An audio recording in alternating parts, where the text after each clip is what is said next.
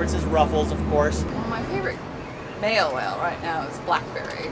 My favorite whale is J38 Cookie. It's L41 Mega. Onyx is one of my favorite whales, and the reason is because he's got such a cool personality. He seems to be very curious. One of my favorite stories is he was coming up by the boat one day, and someone asked, how often do the big males breach? And I said, well, not very often. You know, Ruffles is kind of getting up there in age, so... Came really close to the boat, and he did a spy hop, like right there next to the boat. So I was like, that's my whale. He was waving at me.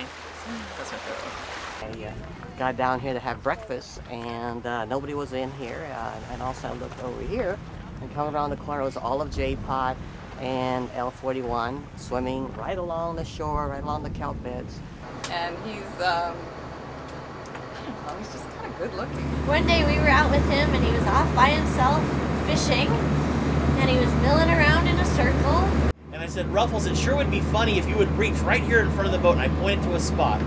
Ruffles went down, and Alice and I were talking, and all of a sudden, exactly where I pointed, out he launched. Huge splash. Everyone was stunned. He started coming towards the boat. All right, well, maybe he'll eat the fish over here. We can just collect a sample next to the boat.